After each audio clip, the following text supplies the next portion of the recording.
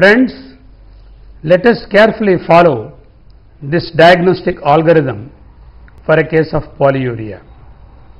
The step 1 or the fundamental step is to establish that it is a case of polyuria. This is done by doing a 24-hour urine volume. As I have already explained, the 24-hour urine should be collected, and during this period of 24 hours collection, patient will be taking water and fluids ad libitum. That means as per his routine normal intake. There is no excess fluid intake advised, there is no restriction whatsoever imposed. He will be taking the normal quantity of water, food, everything, and he will be doing his normal routine work, and during which period 24-hour urine volume is collected. So it could be two answers. Is it less than 3 liters? Is it more than 3 liters? If it is less than 3 liters, we are not dealing with a case of polyuria. It may be some increased urine volume due to urinary infection or some associated diabetes or some solute diuresis, something. So we have to investigate for that. Supposing the 24-hour urine volume is 3 liters or more, or to be more precise, 40 ml per kilogram body weight or more. Depending on the body weight, we have to classify the polyuria. 40 ml per kilogram body weight or more of urine, then we are dealing with a case of polyuria. So the next step or step 2 would be to measure the urine osmolality if the urine volume is more than 3 liters or 40 ml per kilogram body weight. So the result could be urine osmolality less than 300 milliosmoles per kilogram of water or more than 300 milliosmoles per kilogram of water. So let us consider a situation where we have polyuria of more than 3 liters with urine osmolality of more than 300 milliosmoles per kilogram. That means the kidney is able to concentrate the urine. The urine osmolality has not fallen below the plasma osmolality. In fact, the urine is slightly hyperosmolal compared to the plasma osmolality of 285. In such a situation, we have to evaluate for diabetes mellitus very thoroughly, because the commonest cause of slightly hyperosmolar polyuria is solute diuresis due to diabetes mellitus, or due to chronic kidney disease. There may be slight polyuria with increase in the solutes like calcium or sodium or other contents or urate. So evaluation should be for CKD and diabetes. So once again, in this slide, fundamentally we measure the 24-hour urine. If the 24-hour urine is less than 3 liters, no botheration, we are not dealing with polyuria. If it is more than 3 liters or more than 40 ml per kilogram body weight, then we are dealing with a case of polyuria. Immediately measure the urine osmolality on a spot sample of the urine on the same day, and if it is less than 300 milliosmoles, urine is dilute. If it is more than 300 milliosmoles per kilogram, urine is slightly concentrated than the plasma. So if we have a situation of more than 300 milliosmoles, then we must evaluate the patient for diabetes or chronic kidney disease or a diuresis due to increase of solute of whatever nature. Then we will come to the next slide, in which we deal with a case of polyuria where the urine osmolality is less than 300 milliosmoles per kilogram. In the previous slide, we have seen about a patient who has got urine volume of more than 3 liters per 24 hours and whose urine osmolality is more than 300 milliosmoles. Now, we are going to deal with a case whose urine osmolality is less than 300 milliosmoles per kilogram of water, but he has got polyuria of more than 3 liters per 24 hours. In such a patient, the next step would be to deprive him of any water or fluid intake for 12 hours. A 12-hour fluid deprivation test starting from 7 a.m. in the morning to 7 p.m. in the evening is done, and at the end of the 12 hours you collect the urine and then measure the urine osmolality. Normally, in a normal individual, when we deprive the fluid, we expect the urine osmolality to raise to more than 700 milliosmoles per kilogram. As a response to fluid deprivation, plasma gets concentrated and then there is need for conservation of fluid. The fluid will be conserved, ADH will be secreted, and then the urine osmolality should raise beyond 750 milliosmoles per kilogram. And in cases of diabetes insipidus, the urine osmolality will not increase up to 750 milliosmoles. It may raise slightly, but it will be less than 750 milliosmoles per kilogram. So now let us take this patient whose urine osmolality initially was less than 300. He had polyuria of 3 liters or more. We have deprived him of the fluids for 12 hours and his urine osmolality has risen to more than 750 milliosmoles per kilogram of water. In such a patient, next day we have to estimate the serum ADH, renal function and serum sodium.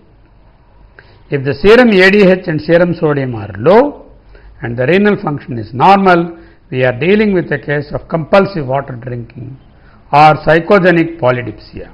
Compulsive water drinking patient drinks more and more water due to psychological problem, psychogenic polydipsia, so much so there is polyuria, but then once we deprive the fluid, the urine got concentrated and the renal function is normal, the ADH is lower because of the inhibition of the ADH by the excess fluid intake, and serum sodium also is low because of plasma dilution. So this is a case of compulsive water drinking or psychogenic polydipsia. Or the same patient where the osmolality of the urine has risen beyond 700 milliosmoles per kg and the serum sodium is normal, ADH is normal, but if the renal function is abnormal, then we are dealing with a case of chronic kidney disease or any renal cause of this polyuria or hypercalcemia. So decreased renal function, chronic kidney disease, other renal diseases, obstructive uropathies, and then chronic pyelonephritis, chronic glomerulonephritis, acute renal failure, chronic renal failure, hypercalcemia, hypopotasemia, or several other causes which throw a picture like this where there is polyuria, urine osmolality was less than 300, after fluid deprivation, urine osmolality has increased to more than 750, serum sodium is normal, serum ADH is normal, renal function is abnormal. And then we find out what is wrong with him and treat that particular condition. We will see the next slide wherein we will investigate a patient whose serum osmolality was, urine osmolality did not raise after fluid deprivation and it remained to less than 750. About that patient we are going to see in the next slide. This final slide in the algorithm is about the patient who has established a polyuria of more than 3 liters per 24 hours. His urine osmolality initially was less than 300 milliosmoles per kilogram of water, and then a 12-hour fluid deprivation has resulted an increase in the osmolality, but not beyond 700 milliosmoles per kilogram. So that means his urine osmolality initially was lower, but on 12-hour fluid deprivation, the urine osmolality has slightly increased, but did not go beyond 750 milliosmoles per liter. Such a patient is a case of diabetes insipidus. Now the question is he nephrogenic diabetes insipidus patient, or is he a case of central diabetes insipidus? For this to be deciphered, we require what is called the formal water deprivation test, or WDT. This test is also known as Hare-Hickory test. The details of the test, how it is done, the protocol, everything will be found elsewhere, which is beyond the scope of this lecture. However, the principle is the patient will be admitted into the hospital, where over a period of 24 hours no fluid is allowed for the patient, and then we will be giving an injection of DDAVP, which is a synthetic vasopressin, and then measuring the plasma and urine osmolality and urine and plasma sodium content over a period of 24 hours. Based on the findings of this test, the patients will be classified as two types: those who did not respond to the exogenous injection of ADH in the form of DDAVP, and those who have responded and then concentrated the urine. So, the responders and the non-responders. Those who did not respond to water deprivation test or the Hare-Hickory test, they are suffering from nephrogenic diabetes insipidus, because we have given the vasopressin to them, and if it is pituitary origin, then it should have been corrected, because we have supplemented the vasopressin from outside. But here the kidney is not responsive due to some reason, and I told you NDI patients, 90% of them are genetic, 10% are acquired. So, if there is no response to formal water deprivation test, we are with the case of NDI, and then we need to do some genetic workup, because 90 times out of 100 NDI is a genetic disease. 10% there are acquired causes, those causes have to be looked into.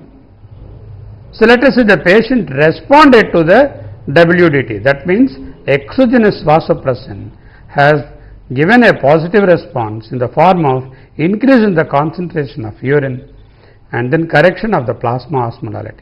Such a patient is having central diabetes insipidus. Central diabetes insipidus, I told you, 10% genetic, 90% acquired. So, we need to evaluate the causes of central diabetes insipidus, particularly the intracranial causes, by doing an MRI of the brain and also evaluate the various causes and treat whatever are the remediable causes, they can be treated. So, this in a nutshell completes the algorithm of the polyuria diagnosis.